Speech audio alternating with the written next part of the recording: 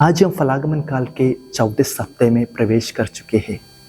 फलागमन काल यह याद दिलाता है कि जिस प्रकार प्रेरितों ने कलीसिया में फल उत्पन्न किया, उसी प्रकार हमें भी फल उत्पन्न करना है। परमेश्वर ने इस्राएल लोगों को मूसा द्वारा आज्ञा दी थी। यह हम पहले पाठ में देखते हैं। यह इसलिए है कि वे बुराइयों और अच्छाइयों को पहचाने और ईश्वरीय भलाइयों का फल उत्पन्न करें।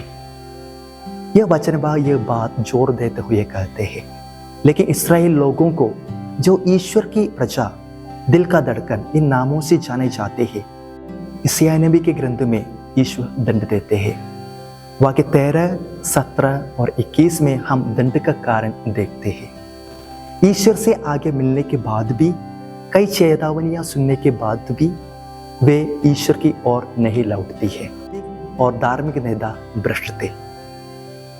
उनके पाप और अन्याय फैलाव के कारण वे ईश्वर के दंड का पात्र बन जाते हैं। जब हम हमारे जीवन में ईश्वर की चेतावनियां सुनने के बाद भी, ये चेतावनी हमारे माँ बाप, धर्मगुरु, शिक्षक आदि लोगों के द्वारा हो सकता है। इन चेतावनियां सुनने के बाद भी हम फल उत्पन्न नहीं करते और अपने भाइयों के साथ झगड़ा करते और झगड़ा का कारण बन जाते हैं, तो हमें भी ईश्वर की दंड का सामना करना पड़ता है। संत पेत्रोस हमसे प्रभु पर गर्व करने को कहते हैं। हम सब जो भी है, आज का हमारा अधिकार, डॉक्टर, टीचर्स, जो भी हमने प्राप्त किया है, जो भी गुण हमने प्राप्त किया है, यह मेरे वजह से नहीं, बल्कि मुझ में निवास करने वाले ईश्वरीय गुण और ईश्वर की उपस्थिति की फल है। आज का सुसमाचार भाग हमें दो विचारधाराओं को प्रस्तुत करता है।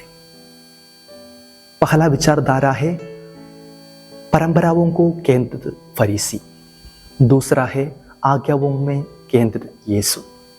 फरीसी और सदूसीस ईश्वर की आज्ञाओं को तोड़ने के कारण नहीं, बल्कि परंपराओं को अवहेलना करने का आरोप लगाता है।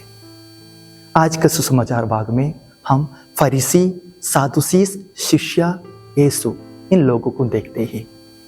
फरीसी जो परंपराओं को पालन करने वाले हैं, सदूसीस जो नियमों को ज्यादा जोर देते हैं, शिष्य साधारण लोगों का प्रतीक है, यीशु जो दिलों की शुद्धता को देखने वाला ईश्वर है। अशुद्धता हमारे हृदय से आती है, तो हम कैसे शुद्ध बनाए रहे। हम जीने वाले जगहों में, घर, स्कूल, चर्च और काम करने वाले जगहों में कभी कभी हम दूसरों के साथ अच्छा बात कर नहीं पाता है। हमारे साथ गुस्सा करने वाले लोगों के साथ प्यार से बात करते हुए, दुख और संकट में रहने वाले लोगों के साथ शांति की बात करते हुए, दूसरों की सफलता को देखकर जल नहीं करते हुए हमें बनाए रखें। हमें अपने विचार कर्म द्वारा शुद्धता को बढ़ा सकते हैं। हमारे हृदय से आज्ञाकारिता चाहता है।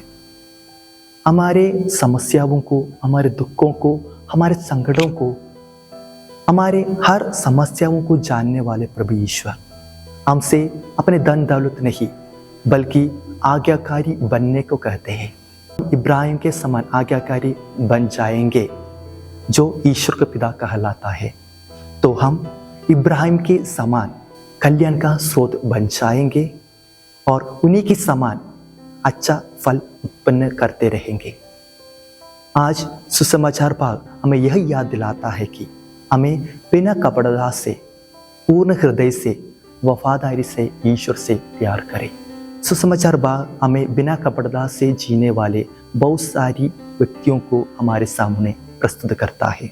मैं पापी हूँ, इस प्रकार कहने वाले, कबूल करने वाले चुंगी के समान जब आप स्वर्ग में प्रवेश करेंगे, तो मुझे भी याद कीजिए, इस प्रकार कहने वाले बलि चोर के समान अधिकार में बैठते हुए अपने आप को छोटा बनाया और नम्रता दिखाया, जायरोस के समान अपनी गलतियों और कमियों को ईश्वर के सामने कबूल करे और अच्छा फल उत्पन्न करे। ईश्वर हम सबको आशीर्वाद प्रदान करे। पिता, पुत्र, पवित्र आत्मा के नाम पर आमीन।